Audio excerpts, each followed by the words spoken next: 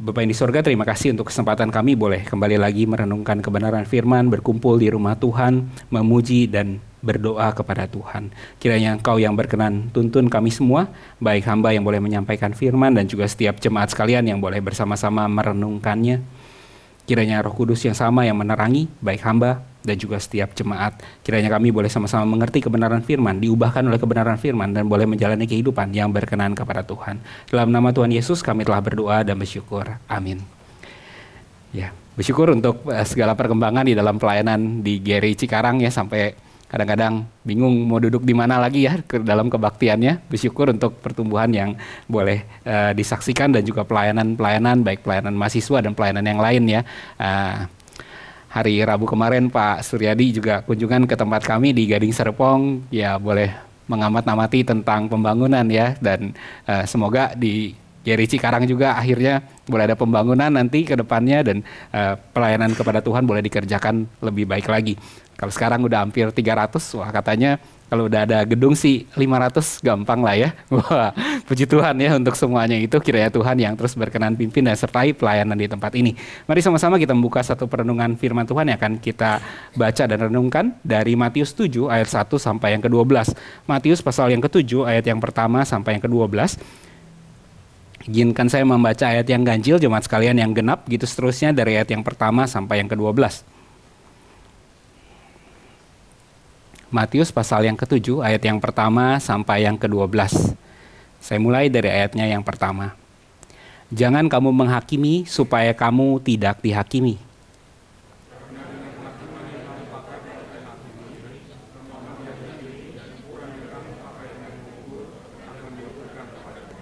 Mengapa engkau melihat selumbar di mata saudaramu, sedangkan balok di depan matamu tidak engkau ketahui?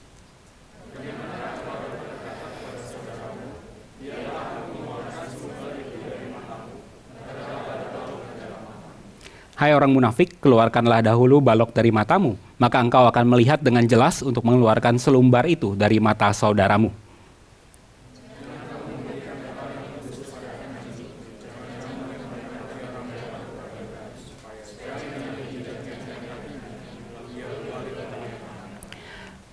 Mintalah maka akan diberikan kepadamu, carilah maka kamu akan mendapat, ketoklah maka pintu akan dibukakan bagimu.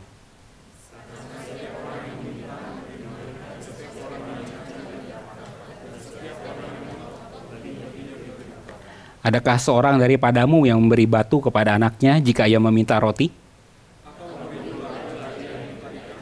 Jadi jika kamu yang jahat tahu memberi pemberian yang baik kepada anak-anakmu, apalagi Bapamu yang di sorga, ia akan memberikan yang baik kepada mereka yang meminta kepadanya.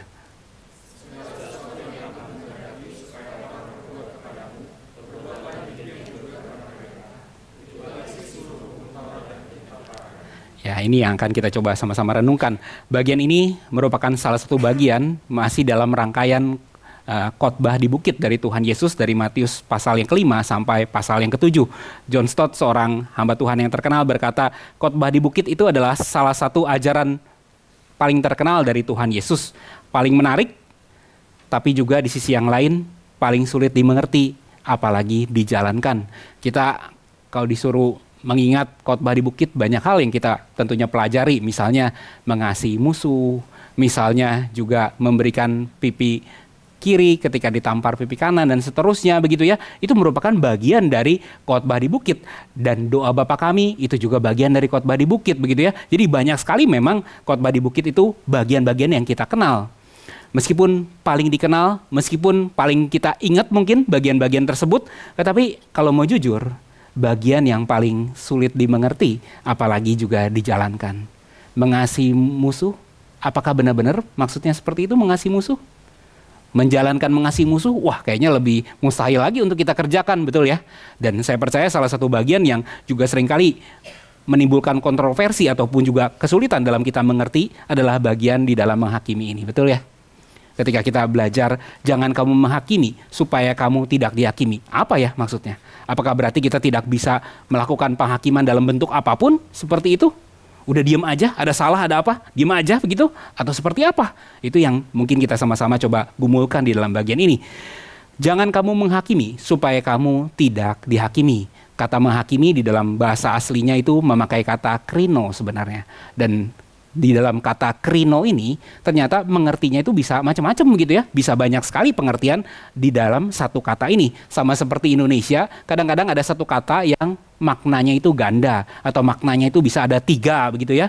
Nah itu juga yang kita boleh sama-sama belajar di dalam bagian ini. Kata krino itu bisa ada maknanya berbagai macam. Nah kalau di Indonesia misalnya kata bisa. Bisa itu bisa dimengerti dengan dapat, bisa juga bisa dimengerti seperti bisa ular, bisa segala macam gitu ya. Bisa juga begitu ya.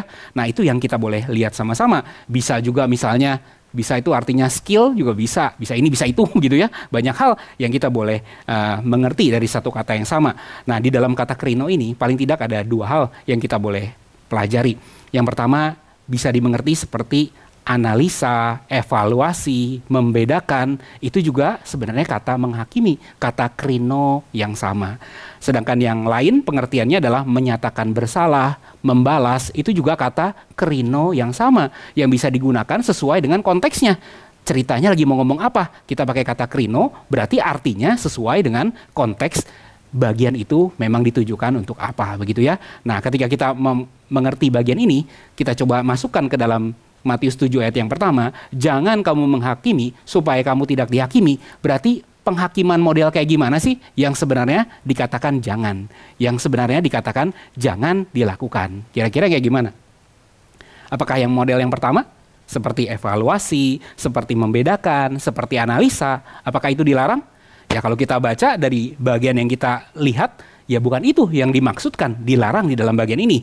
Karena toh di ayat yang ke-6 misalnya dikatakan seperti ini. Jangan kamu memberikan barang yang kudus kepada anjing, dan jangan kamu melemparkan mutiaramu kepada babi, supaya jangan diinjak-injaknya dengan kakinya, lalu ia berbalik mengoyak kamu. Nah dari sini kita bisa lihat, berarti membedakan ya bisa dong, analisa tentunya juga oke, karena bedain anjing sama babi itu juga perlu pikiran begitu kan ya. Dan menentukan ini barang yang kudus, ini bukan, itu juga perlu satu kebijaksanaan tersendiri. Lihat bedain mutiara dan bukan, itu juga hal yang perlu analisa dan pemikiran. Jadi di dalam bagian ini, hal menghakimi bukan di dalam pengertian yang pertama ini. Evaluasi, analisa, membedakan, bukan di dalam pengertian yang ini. Nah kalau begitu, apa yang dimaksud? Jangan kamu menghakimi, lebih ke arah yang kedua. Menyatakan bersalah, begitu ya. Menyatakan bersalah. Atau dengan kata lain, lebih ke arah kita menjadi Tuhan yang menjadi hakim di atas segala sesuatunya, menyatakan orang lain itu bersalah lebih dahulu bahkan daripada Tuhan itu sendiri. Kita memiliki sikap yang sangat judgmental terhadap orang lain, kita yang mencari-cari kesalahan orang lain, kita yang melihat orang lain itu berada di bawah standar dan pengaturan kita, dinyatakan bersalah atau tidaknya. Dan itu yang dilarang di dalam bagian ini. Coba kita buka satu bagian firman dari Roma 14 ayat yang ke-10. Roma 14 ayat yang ke-10.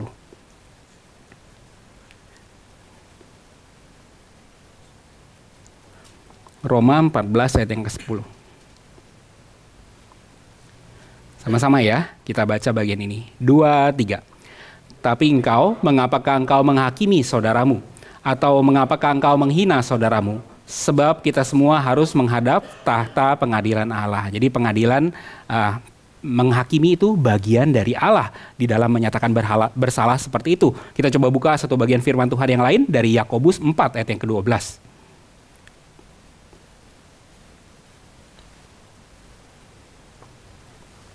Sama-sama ya, kita baca bagian ini. 2, 3. Hanya ada satu pembuat hukum dan hakim, yaitu Dia yang berkuasa menyelamatkan dan membinasakan. Tapi siapakah engkau, sehingga engkau mau menghakimi sesamamu manusia? Jadi kita dapat ide, menghakimi yang model seperti ini, yang dilarang di dalam bagian ini. Bukan nggak boleh menganalisa, bukan nggak boleh membedakan, bukan nggak boleh menilai, bukan seperti itu. Tetapi ketika kita menjalani peran Allah yang menentukan seorang itu bersalah atau tidak, kita yang menjadi standar kebenaran itu, yang memberikan penghakiman bahkan lebih dulu daripada Allah sendiri, menganggap diri itu di atas yang lain dan menjadi standar penilaian.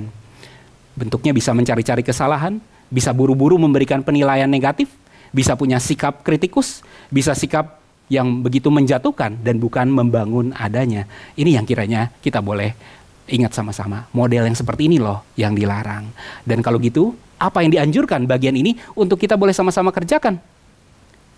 Tentunya kita boleh belajar punya generosity, punya kemurah hatian di dalam kita melihat kesalahan-kesalahan orang lain. Baru Pilpres kan ya, biasa di Pilpres yang paling terkenal itu apa? Survei gitu ya. Biasa di survei itu yang sering kali disebutkan adalah kata apa? Margin of error gitu ya. Margin of error 0,5%, margin of error berapa ya. Kadang-kadang orang Kristen kurang ada margin of error ya kepada saudara-saudara seimannya begitu. Harus semuanya sempurna, harusnya semuanya baik, salah sedikit udah langsung diskakmat, salah sedikit udah harus langsung dinyatakan bersalah dan seterusnya. Model seperti ini bukanlah model komunitas yang Tuhan Yesus inginkan kita untuk miliki bersama. Komunitas yang Tuhan Yesus inginkan bukan salah-salah terus langsung disikat-sikat semua sih, itu enggak. Tapi justru yang ada kemurahannya, yang ada kelembutannya, yang ada juga satu pengertian satu sama lain di dalam melihat kesalahan seorang, bagaimana kita harus berespon terhadap kesalahan-kesalahan yang seperti itu. Ini yang kiranya kita boleh miliki bersama. Kira-kira di dalam khotbah di bukit kan banyak sekali tadi perintah-perintahnya. Kasihilah musuhmu, perintah yang lain, banyak sekali begitu ya. Nah, kira-kira kenapa bagian ini bisa ada di dalam khotbah di bukit? Kenapa hal penghakiman itu dituliskan di dalam khotbah di bukit ini?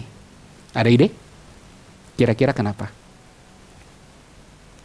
Ya jawabannya bisa macam-macam ya. Ya terserah Tuhan lah ya, mau ngomong apa juga boleh aja kan. Bisa juga mau jawabnya kayak begitu ya. Tapi kayaknya pasti ada meaningnya, pasti ada maksudnya. Kenapa bagian ini dituliskan di dalam bagian ini? Karena ketika banyak sekali peraturan, ketika banyak sekali pengajaran, ketika banyak sekali hukum yang boleh dibagikan, ada kecenderungan dua hal. Yang pertama, ketika kita itu melihat hukum, cenderungnya jadi kayak gimana? Cenderungnya jadi apa? Misalnya penatalayan, pakai baju putih hitam.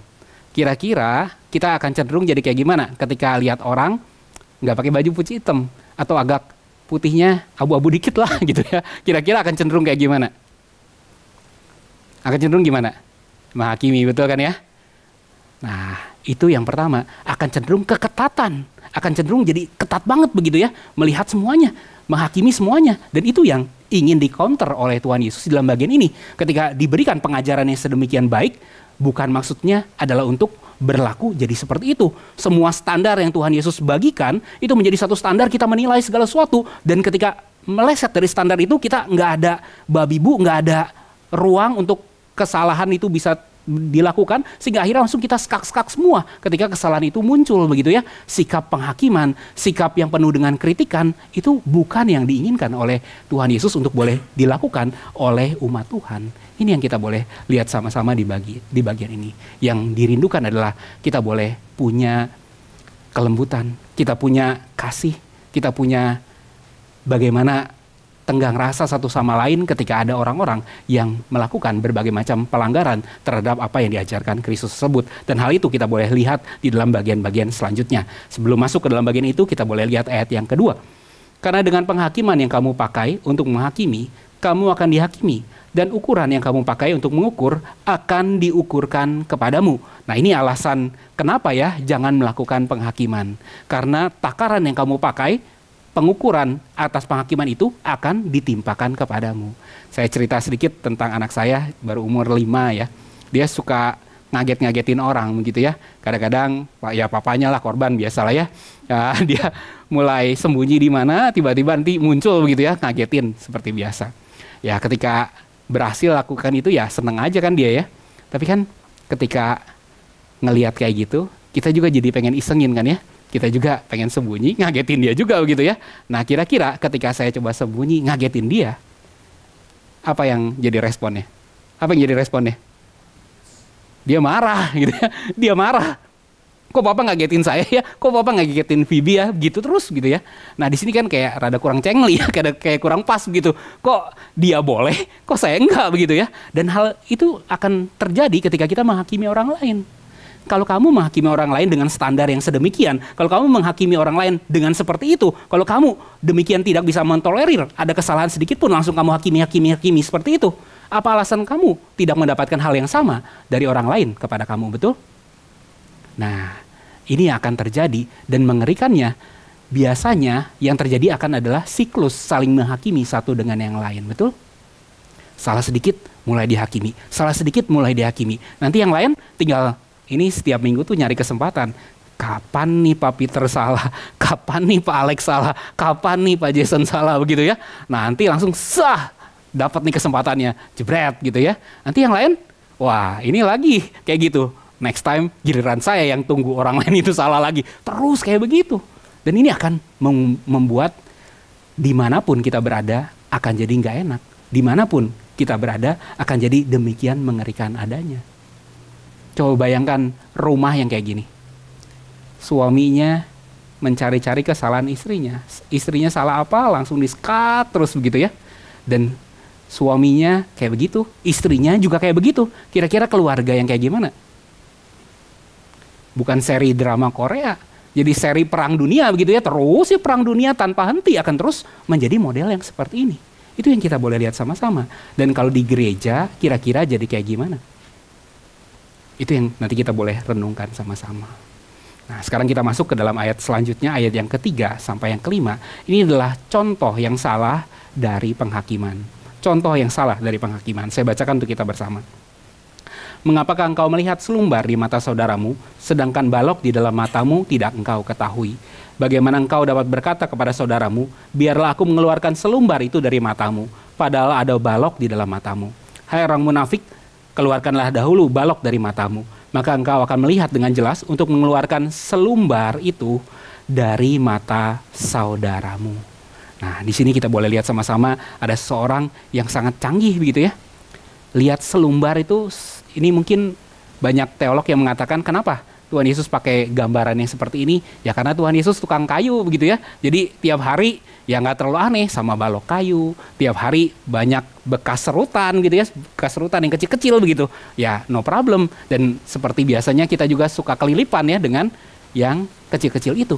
Dan di sini ceritanya pakai hiperbola, melebih-lebihkan ya. Kita coba lihat, wah selumbar di mata saudara kita yang jauh banget, kecil selumbar kayu itu di sana, wah kecil banget, kita bisa lihat. Padahal balok di depan mata kita itu kita nggak bisa lihat begitu ya. Dan kalau kita bisa kritik yang sana, tapi lupa yang balok, itu bukankah sebenarnya kita adalah orang yang munafik, yang merasa diri benar, padahal demikian tidak benar, yang menyatakan orang lain bersalah, padahal dirinya mungkin salahnya jauh lebih besar begitu. Nah, untuk itu kiranya bagaimana penghakiman itu boleh dikerjakan dengan baik?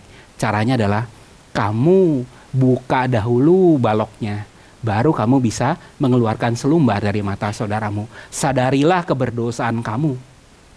Lihat baloknya, wah saya kayaknya banyak nih dosanya. Saya sadar akan dosa tersebut dan saya juga boleh melihat pengampunan Tuhan atas semuanya itu. Dari situlah baru kita boleh dan bisa mengeluarkan selumbar kesalahan dari mata saudara kita itu dengan baik. Kalau saya sadar dosa, kira-kira bisa nggak kasar sama orang lain? Kalau disinilah yang pelayanan ya, pas pertama pelayanan, wah takut-takut ya, salah-salah nih, main piano, salah-salah dikit gitu ya. Nah, terus nanti ada yang lain, yang pelayanan lagi, juga salah-salah. Kira-kira yang pernah salah-salah main piano pertama itu, ngomong ke yang salah-salah yang kedua gimana? Lebih baik atau lebih sadis? Ya, biasa lebih baik gitu kan ya, karena sama-sama saya dulu juga pernah senasib gitu, sama-sama model salah begitu ya. Tapi kalau yang nggak pernah menyadari dia pernah salah dan seterusnya, mungkin akan jadi strength banget ya, sadis-sadis. Wah salah sedikit apa, kurang cepet temponya segala macam gitu ya, banyak sekali hal-hal yang akan terjadi. Itu yang kita boleh lihat sama-sama. Untuk kita bisa mengeluarkan selumbar, penting nggak mengeluarkan selumbar atau kesalahan atau dosa dari diri orang lain? Penting. Tapi tanpa terlebih dahulu menyadari kebersalahan kita dan membuka kesalahan kita tersebut, kita akan menjadi orang yang sangat kritikus terhadap orang lain. Kita akan jadi orang yang sangat judgmental terhadap orang lain. Kita akan melihat orang lain juga dengan penuh kekasaran begitu ya. Beda dengan orang yang menyadari dirinya juga adalah orang berdosa. Pasti akan ada banyak kelembutan yang kita boleh tuangkan ke dalam diri orang lain tersebut. Tidak dipenuhi dengan segala macam amarah dan segala macam kekasaran yang demikian. Mari sama-sama kita membuka satu bagian firman Tuhan dari Galatia 6 ayat yang ke-1. Galatia pasal yang ke-6 ayat yang pertama.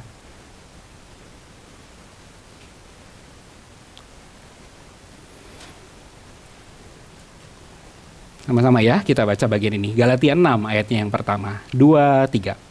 Saudara-saudara, kalaupun seorang kedapatan melakukan suatu pelanggaran, maka kamu yang rohani harus memimpin orang itu ke jalan yang benar dalam roh lemah lembut, sambil menjaga dirimu sendiri, supaya kamu juga jangan kena pencobaan. Ini yang kiranya kita boleh sama-sama miliki begitu ya. Ketika kita boleh sadar, saya adalah orang yang berdosa dan saya juga sudah mendapatkan pengampunan dan kemurahan Tuhan, pasti akan berbeda.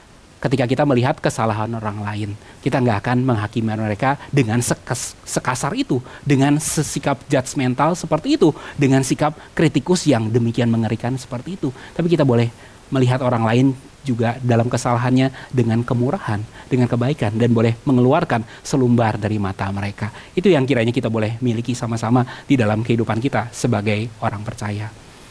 Coba renungkan bersama, kalau di dalam gereja sikap penghakiman itu muncul, kira-kira gimana? Bahkan kalau sering hadir, kira-kira gimana? Sebelum masuk situ lah ya. Melayani dengan gentar, bagus atau enggak? Melayani dengan gentar, bagus enggak? Bagus. Kalau dasarnya adalah hormat kepada Tuhan, betul? Kita melayani dengan gentar, dengan sungguh-sungguh, karena hormat saya kepada Tuhan. Tapi beda dengan melayani dengan takut dan gentar karena ada unforgiving brother yang siap menerkam dalam penghakiman. Tuh. Coba di sini. Wah, ada yang salah. Pemain musik udah ada kayak misalnya nih ya. Kayak bujul. Salah sedikit langsung disikat. Misalnya kayak begitu. Kira-kira jadi kayak gimana? Melayani Tuhannya itu jadi akhirnya kita melayani Tuhan tuh nggak ada sukacitanya gitu ya. Melayani Tuhan gentar sih gentar, tapi karena apa? Karena bukan saya takut kepada Tuhannya dan hormat saya kepada Tuhannya, tapi saya lebih ke arah takut kepada kayak ini satpamnya begitu ya, kepada saudara-saudara kita yang memiliki sikap judgmental yang seperti itu. Ini yang sangat mengerikan. Dan kalau ini terus berlangsung, efeknya apa? Kalau ini terus berlangsung, efeknya apa? Kira-kira yang kayak begini, efeknya apa? Efeknya kayak gimana? Efeknya adalah pelayanan kita itu akhirnya jadi work righteousness, bukan gospel based lagi. Pelayanan kita itu bukan berdasarkan Injil, tapi berdasarkan berbagai macam kehebatan kita. Wah, coba se-perfect mungkin supaya nggak kena skakmat itu begitu ya. Dan bukan kita boleh melayani dengan penuh sukacita kepada Tuhan begitu. Ini yang perlu kita perhatikan sama-sama. Dan ketika hal ini terus berulang, akhirnya itu yang terjadi adalah gerejanya itu busuk dari dalam. Gerejanya itu busuk dari dalam. Gereja itu diserang dari luar, itu udah biasa. Namanya juga gereja, di tengah-tengah serigala, ya wajar kalau nggak ada yang nggak suka. Kalau banyak yang tidak memiliki pengertian yang sama, wajar seperti itu. Tapi kalau gereja rusak dari dalam, itu yang sangat menyedihkan. Dan kalau kita mau jujur bersama, gereja itu hancur seringkali karena apa? Bukan karena serangan dari luar, tapi karena perpecahan di dalam, karena kehancuran di dalam itu. Dan salah satunya yang mungkin menyebabkan hal itu adalah sikap yang menghakimi seperti ini. Pernah dengar nggak frase seperti ini, perkataan seperti ini? Ya, saya sih ke gereja, saya sih melayani, ingat Tuhan aja lah, bukan lihat orang atau gerejanya. Pernah dengar istilah yang kayak begini? Kenapa ya kira-kira? Apakah satu tanda yang baik? Wah, seolah-olah saleh banget begitu ya. Saya pokoknya mau bagaimanapun dunia bergoyang segala macam, saya tetap cinta Yesus selamanya, begitu ya? Enggak ya. Gereja tidak dimaksudkan. Rumah Allah, umat Allah, keluarga Allah tidak dimaksudkan kita menjalaninya dengan kehidupan yang demikian, penuh dengan nggak ada sukacitanya, penuh dengan berbagai macam kengerian, penuh dengan berbagai macam kegelisahan di dalamnya. Enggak. Umat Allah dimaksudkan dengan melayani boleh sama-sama, penuh dengan cinta kasih, penuh dengan sukacita, bukan dengan model yang seperti ini. Bahaya ketika ada perkataan itu sudah mulai keluar di dalam gereja kita. Ingat Tuhan aja lah ya, bukan orang atau gerejanya. Mungkin ada sikap-sikap penghakiman seperti ini yang kasar, yang gak pas, sehingga akhirnya hal-hal yang buruk itu mulai keluar. Bayangkan, satu orang berkata seperti itu, 2 orang berkata seperti itu, 3 orang berkata seperti itu, gereja mau jadi kayak apa? Kira-kira menjadi komunitas yang menyenangkan?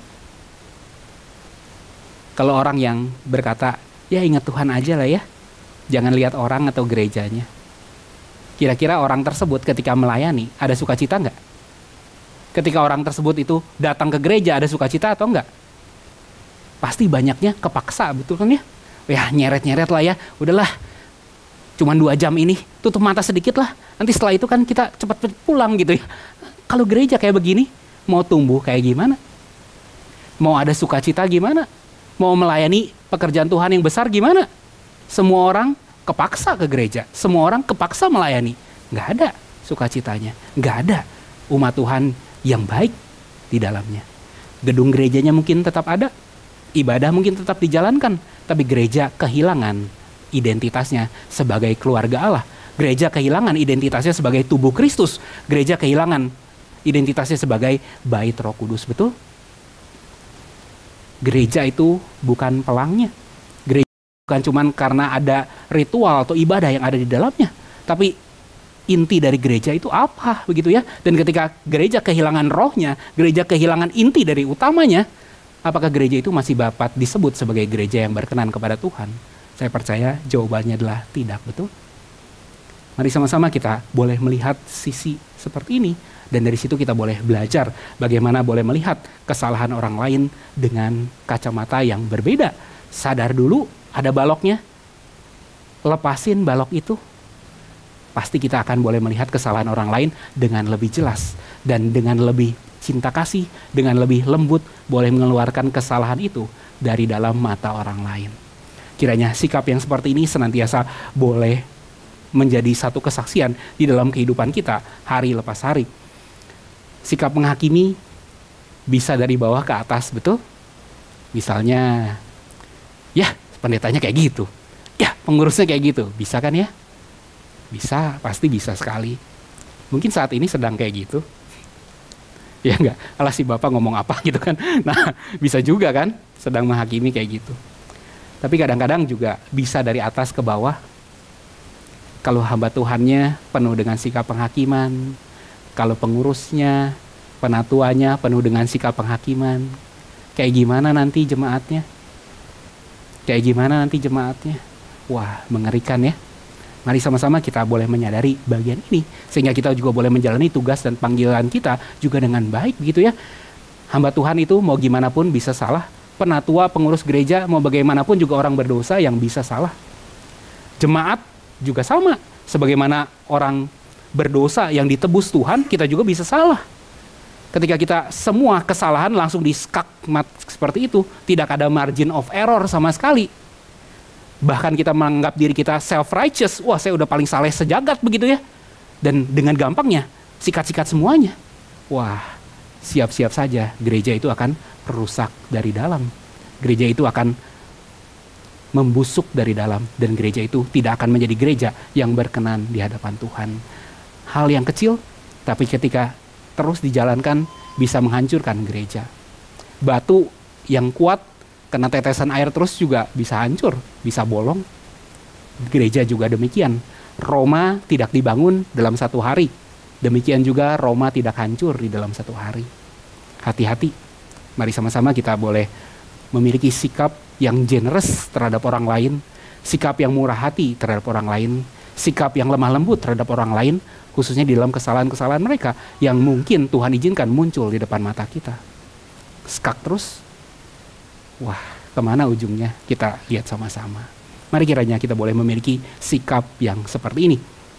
Tadi kesalahan ketika hukum banyak, kesalahannya adalah terlalu ketat gitu ya. Wah ini salah, ini salah, ini salah, ini salah, ini salah.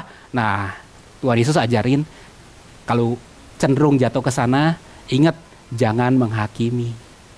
Ingat kamu keluarin dulu baloknya, baru bisa lepasin selumbar di mata orang lain dengan lebih baik, dengan lebih cinta kasih. Tapi hukum banyak bisa juga timbul hal yang kedua. Hal yang kedua adalah di ayat yang ke-6. Coba kita lihat sama-sama ya. Yang ke-6. Matius 7 ayat yang ke-6. 2, 3. Jangan kamu memberikan barang yang kudus kepada anjing, dan jangan kamu melemparkan mutiaramu kepada babi, supaya jangan diinjak-injak dengan kakinya, lalu ia berbalik mengoyak kamu. Jangan kamu memberikan barang yang kudus kepada anjing, dan jangan kamu melemparkan mutiaramu kepada babi. Nah, kita jangan mengerti babi dan anjing seperti zaman sekarang. Anjing zaman sekarang binatang peliharaan favorit, betul ya? Atau makanan favorit juga untuk suku-suku tertentu begitu. Babi apalagi? Universal makanan favorit mungkin ya. Kita ngelihatnya bukan dengan cara demikian. Tapi babi dan anjing di masa kekristenan mula-mula atau di perjanjian lama pada khususnya itu adalah binatang yang najis begitu ya. Yang kita sentuh pun juga nggak boleh begitu ya. Itu yang kita boleh lihat sama-sama di dalam bagian ini. Artinya adalah apa? Kita juga harus bisa membedakan. Kadang-kadang tadi, wah kayaknya kalau banyak hukum saya keketatan salah. Nah, biasa responnya apa jadinya? Kalau keketatan semuanya jadi salah, wah itu nggak boleh. Kira-kira responnya biasanya jadi kayak gimana? Ya udahlah, saya losin aja semua begitu kan ya? Saya losin aja semua, dan itu yang di counter di dalam bagian ini. Jangan, kamu tetap harus bisa membedakan. Kamu harus bisa tahu yang mana yang benar dan mana yang salah. Tapi ketika kelihatan yang salah, kamu tetap boleh melakukan pengkoreksian itu dengan segala macam kerendahan hati dan juga segala macam kelemah lembutan. Ini yang kita boleh lihat sama-sama. Hal yang lain yang kita boleh belajar dalam bagian ini mungkin yang berkaitan dengan penginjilan adalah jangan kamu memberikan barang yang kudus kepada anjing. Barang yang kudus itu adalah Injil Kerajaan Allah. Kalau orang udah nolak-nolak terus akan Injil Kerajaan Allah, kita terus beritakan Injil kepada mereka, nanti dianya yang malah marah sama kita, betul kan ya? Nah, jangan lakukan seperti itu. Bisa lihat, bedakan, ini adalah orang yang mau menerima atau enggak. Ini adalah orang yang belum mengerti, berusaha mengerti, atau ini adalah orang yang terang-terangan menolak begitu ya. Dan dari situ kita punya bijaksana untuk juga membedakan. Dan demikian juga kita boleh terapkan di dalam relasi kita satu sama lain. Bahaya keketatan, bahaya. Kelonggaran, bahaya juga enggak? Bahaya. Nanti semuanya jadi boleh, semuanya jadi oke. Wah, gereja juga jadi hancur ya akan semuanya itu. Untuk itu kita boleh lihat, ya memang ada aturannya, memang ada standarnya. Yang mana yang benar, yang mana yang salah, betul. Apa yang diajarkan khotbah di bukit itu menjadi standarnya, standar kebenaran. Bagaimana seorang Kristen harus menjalani kehidupannya. Tapi bukan berarti kita boleh memiliki sikap judgmental. Ada salah dikit, ada nggak sesuai dikit, langsung nggak kayak begitu. Tapi kita boleh melihatnya juga dengan kesadaran bahwa kita pun juga punya balok yang demikian besar. Dan mari kita sama-sama lepasin balok itu terlebih dahulu, baru mengkoreksi yang lain, yang kesalahannya mungkin jauh lebih kecil daripada kesalahan kita sendiri. Dan dari situ kita boleh memiliki gereja yang jauh lebih sehat, gereja yang lebih ada cinta kasih, gereja yang penuh dengan kelembutan. Ketika kita boleh merenungkan model seperti ini, gampang atau enggak dikerjakan? Gampang atau enggak dikerjakan? Adakah dari kita yang tidak pernah menghakimi seperti ini? Wah, mungkin kayaknya tiap hari ya kerjain yang seperti ini. Susah sekali kita mengerem gitu ya. Apalagi kalau pas lagi hot, wah, lagi panas banget ya. Atau lagi pas hal-halnya yang sangat kita rasa penting gitu ya. Wah, susah banget ini ngeremnya gitu ya. Udah panas banget begitu, gimana begitu. Nah, itu yang kiranya kita boleh lihat sama-sama di dalam ayat yang selanjutnya. Ayat selanjutnya ayat berapa ya? Ya, coba kita lihat ya, ayat yang ke-7 apa? 7 sampai 11. Sama-sama ya, kita baca bagian ini. 2, 3. Mintalah maka akan diberikan kepadamu. Carilah maka kamu akan mendapat. Ketoklah maka pintu akan dibukakan bagimu. Karena setiap orang meminta, menerima. Setiap orang yang mencari, mendapat. Setiap orang yang mengetuk, baginya pintu dibukakan. Adakah seorang daripadamu yang memberi batu kepada anaknya jika ia meminta roti, atau memberi ular jika ia meminta ikan? Jadi jika kamu yang jahat tahu memberi pemberian yang baik kepada anak-anakmu, apalagi Bapamu yang di sorga, ia akan memberikan yang baik kepada mereka yang meminta kepadanya. Susah tadi? Susah? Susah tidak menghakimi? Susah? Jawabannya adalah ternyata bukan di dalam diri kita. Jawabannya adalah kita meminta kepada Tuhan yang bisa memberikan kemampuan kepada kita untuk boleh menjalankan perintahnya di dalam kehidupan kita hari lepas hari. Doa kadangkala dalam kehidupan Kristen menjadi semacam semacam rutinitas, semacam basa-basi, betul ya? Berilah kami pada hari ini makanan kami yang secukupnya. Wah, bagus ya. Tapi kayaknya dijawab syukur, nggak apa-apa. Di kulkas masih ada sampai minggu depan. Basa-basi doanya. Kita nggak pernah mungkin di dalam zaman yang sekarang merasa benar-benar mentok, benar-benar nggak punya apa-apa. Betul? Kayaknya kerjaan masih lancar-lancar aja. Kayaknya kehidupan hari demi hari, kecukupan makanan, minuman, kebutuhan sehari-hari juga masih penuh, begitu ya. Wah, doa itu jadi satu hal yang tidak terlalu mendesak, begitu ya. Nggak doa juga jalan semuanya, nggak doa juga aman semuanya, begitu ya. Kita kayaknya nggak dapat kesempatan boleh memiliki kementokan yang sedemikian, gitu. Saya kadang-kadang pernah pengen juga minta kepada Tuhan, sambil ngeri-ngeri tentunya ya. Kalau boleh, ada kondisi yang mentok banget gimana, supaya saya bisa benar-benar bersandar kepada Tuhannya, benar-benar begitu ya. Kadang-kadang pengen juga punya momen-momen yang seperti ini. Karena hampir di dalam banyak sisi kehidupan kita, kok kayaknya doa itu nggak terlalu perlu begitu. Tapi kiranya ketika kita boleh belajar tadi tentang penghakiman, belum kita belajar tentang hukum-hukum Tuhan yang lain, yang merupakan standar bagaimana orang Kristen harus hidup, kita sadar bahwa kita tuh nggak bisa ya. Kita sadar tuh kita mentok, kita sadar kita juga gimana cara bisa mengerjakan semuanya itu, betul? Dan kiranya di dalam kementokan itu kita nggak stres sendiri, tapi kita bawa semuanya di hadapan Tuhan. Tuhan, saya masih susah menghakimi, khususnya orang-orang tertentu ini loh, gitu ya. Wah, itu jadi pergumulan yang besar. Suami ngelihat istri, wah kayaknya, ini lasernya kayaknya kena terus. Lasernya kayaknya kena terus, ini susah nih. Nah, kita minta pada Tuhan yang sanggup memampukan kita untuk boleh menjalani kehidupan yang demikian. Karena khotbah di bukit, kehidupan sebagai orang percaya itu tidak dimaksudkan dengan kita menjalaninya dengan kekuatan kita. Kehidupan sebagai orang percaya, kehidupan yang serupa dengan Kristus, kehidupan yang penuh dengan buah roh, kasih, kesabaran, kelemah lembutan, penguasaan diri, memang bukan berasal dari kita, dan semuanya itu berasal dari Tuhan adanya. Ketika kita kekurangan bijaksana, ketika kita kekurangan kelemah lembutan, ketika kita kekurangan kesabaran, ketika kita kekurangan kasih, bukankah jawabannya adalah kita memintanya dari Tuhan, Sang Empunya segala sesuatunya. Ini yang kiranya kita boleh belajar sama-sama. Bukan sembarangan doa semacam ini ditempatkan setelah penghakiman. Karena hanya melalui doa dan bagaimana Tuhan bekerja dalam kehidupan kita, kita baru bisa menjalankan hal tersebut. Karena tidak mungkin dengan kekuatan manusia belaka kita boleh menjalankan semuanya itu. Minta, cari, ketok. Minta itu berarti sebelumnya punya atau enggak? Minta itu berarti sebelumnya punya atau enggak? Enggak. Cari itu berarti sebelumnya udah ketemu atau belum? Ketok itu berarti pintunya sebelumnya tertutup atau terbuka? Tertutup. Kalau kita ngelihat menghakimi itu demikian susahnya, kayak pintu yang tertutup, kayak kita nggak tahu gimana cara maju ke depan, kita nggak punya apa-apa, sumber daya untuk boleh menjalankan semuanya itu. Mari sama-sama kita minta kepada Tuhan, karena Tuhan yang sanggup mensuplai itu semua. Setiap orang yang meminta akan mendapat, setiap orang yang mencari akan boleh menemukan, setiap orang yang mengetuk baginya pintu dibukakan.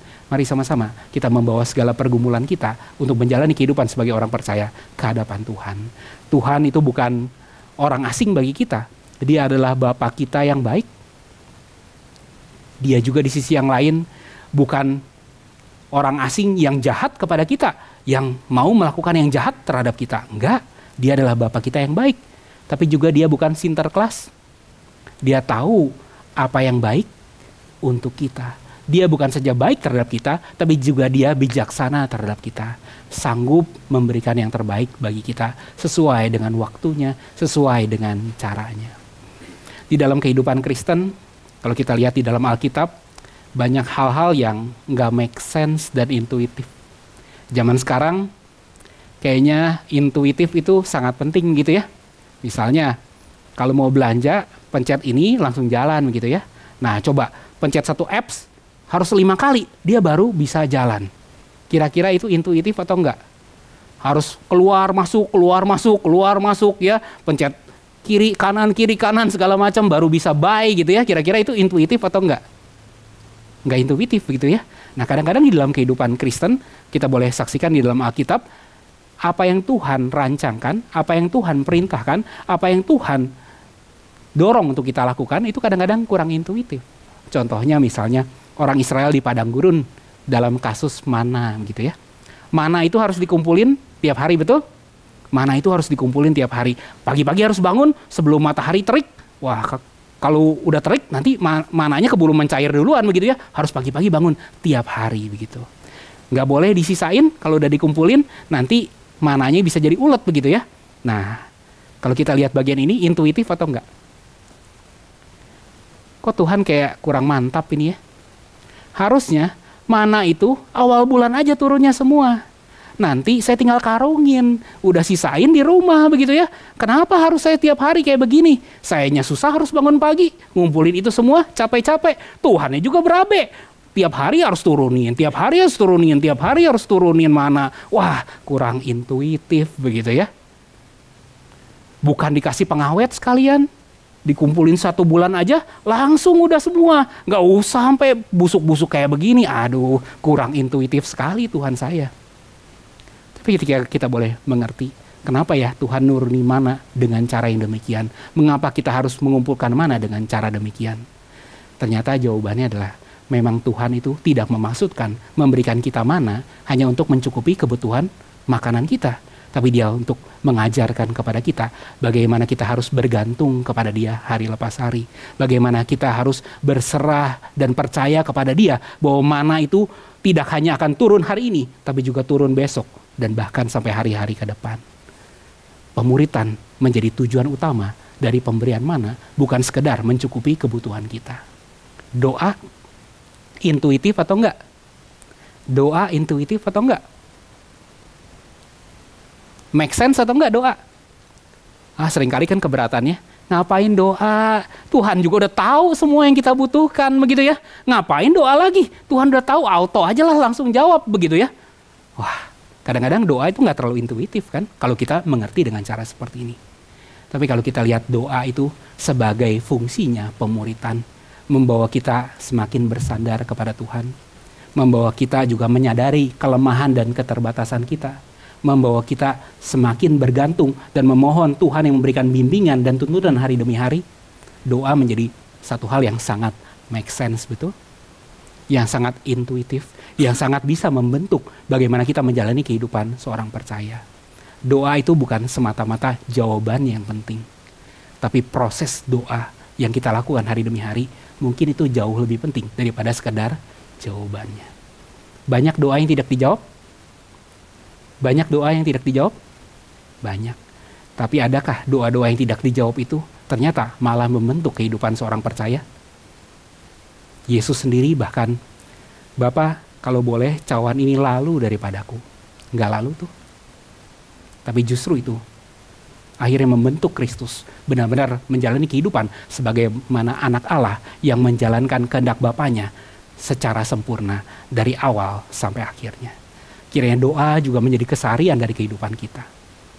Boleh membentuk kita, membawa kita semakin bersandar kepada Tuhan. Di dalam segala keterbatasan, di dalam segala ketidakmampuan, Tuhan sanggup memampukan kita untuk boleh menjalani kehidupan yang berkenan kepada Tuhan. Untuk boleh menjalani kehidupan semakin bertumbuh, semakin serupa dengan Kristus hari demi harinya. Kenapa kita tidak bertumbuh dalam keserupaan kita dengan Kristus? Mungkin karena kita nggak pernah berdoa. Sehingga buah roh pun juga tidak muncul dalam kehidupan kita. Sehingga hal-hal yang buruk justru yang masih terus keluar di dalam kehidupan kita hari lepas hari. Kadang-kadang di dalam dunia zaman sekarang kan buku-buku self-help misalnya ya. Wah, kayaknya kita harus usaha ini, kita harus usaha ini, kita harus usaha ini. Itu model dunia. Di dalam Alkitab, kunci keberhasilan orang percaya boleh menjalani keberhasilan dalam kehidupannya adalah kebersandaran kepada Tuhan. Bagaimana Tuhan yang bekerja menolong dia di dalam segala kelemahannya, dalam segala ketidakmampuannya, tetap boleh menjalankan kehidupan yang berkenan kepada Tuhan. Itu yang kiranya menjadi kunci dari kehidupan kita sebagai orang percaya. Mau doa? Mau doa? Nggak dijawab tetap doa? Kiranya Tuhan yang membawa kita senantiasa bersandar pada kita. Dan hari demi hari, kiranya Tuhan semakin membentuk kita. Semakin lama, semakin serupa dengan Dia. Semakin lama, semakin berkenan kepada Dia. Mari sama-sama kita membaca satu bagian yang terakhir dari pembahasan kita. Matius 7 ayat yang ke-12. Matius 7 ayat yang ke-12. 2, 3. Segala sesuatu yang kamu kehendaki supaya orang perbuat kepadamu, perbuatlah demikian juga kepada mereka. Itulah isi seluruh hukum Taurat dan kitab para nabi. Tadi kita udah bahas tentang penghakiman ya. Enak nggak dihakimin kayak gitu? Enak nggak dihakimin kayak gitu? Enak nggak? Mau nggak dihakimin kayak gitu? Nggak mau kan ya? Ya jangan lakuin itu ya sama orang lain terlebih dahulu. Apa yang kamu ingin orang lain perlakukan kepada kamu, kamu lakukan itu terlebih dahulu kepada orang lain. Orang lain mau berespon kayak gimana, orang lain boleh membalasnya dengan baik juga, itu hal yang lain. Yang penting kita boleh menjalankan terlebih dahulu kepada orang lain. Coba kalau setiap jemaat kayak begini, Gary Cikarang kayak apa? Ya kayak Gary Cikarang, enggak ya? Lebih sedikit mirip dengan surga, betul? Salah jadi nggak takut. Salah kita tahu motivasinya. Kalau saya melayani ada kesalahan, nggak langsung diskak. Saya tahu kalau motivasinya nggak salah, memang saya kurang skill atau saya keselibet aja. Ya namanya manusia ya. Kita ngomong juga kadang-kadang, ya pas lagi kurang minum kali ya jadi keselibet dikit. Ya kalau semuanya langsung diskakmat semua, wah kehidupan pasti akan jadi nggak enak banget begitu ya. Tapi kalau ada margin of error yang diberikan, ada sikap kelemah lembutan dalam meresponi semuanya itu, ada kasih dalam meresponi semuanya itu akan jadi oke begitu ya. Kalau salah sedikit langsung disikat semua. Mau bawa kemana gerejanya? Nggak kemana-mana, mungkin malah hancur adanya. Tapi ketika boleh ada salah sedikit, memang ada teguran, ada pengingatan, perlu. Tapi juga saya percaya lebih tepat kalau ada bimbingan, kalau ada pengertian, kalau ada dorongan untuk lebih baik lagi ke depan. Dan di situ pelayanan Tuhan pasti bekerja dengan lebih baik lagi. Gereja Tuhan pasti bertumbuh dengan lebih oke lagi. Dan kalau kayak begitu, jadi pengen pelayanan atau enggak? Jadi pengen pelayanan atau enggak? Ah dasar males, memang nggak pengen pelayanan gitu ya.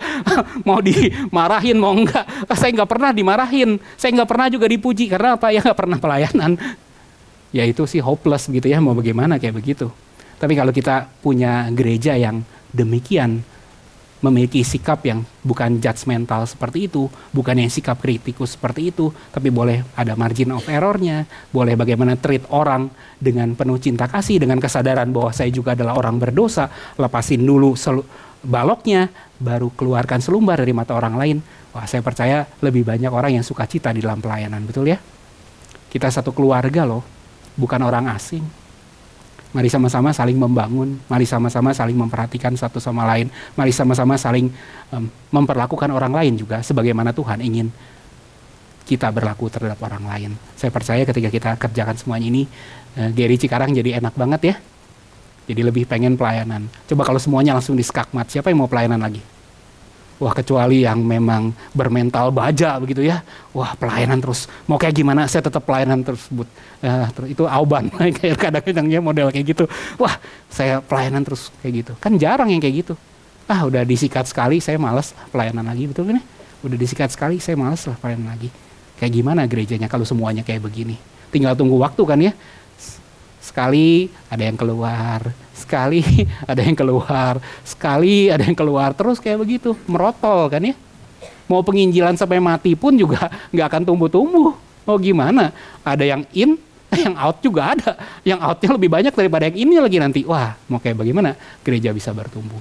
Mari kiranya sikap penuh cinta kasih, sikap bukan dengan sikap penghakiman yang kasar seperti itu, boleh ada di dalam kehidupan kita sebagai orang percaya. Kalau belum ada, kalau masih banyak miss di dalam mengerjakan semuanya itu, mari sama-sama kita minta kepada Tuhan. Setiap orang yang mengetuk, baginya pintu dibukakan. Setiap orang yang mencari, mendapat.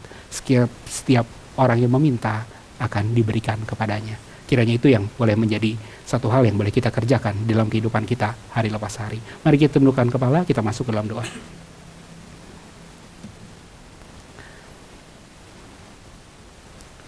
Bapa, ampuni kami ketika kami dengan mudahnya menghakimi orang lain, mengambil posisi Tuhan menjadi standar penghakiman itu sendiri.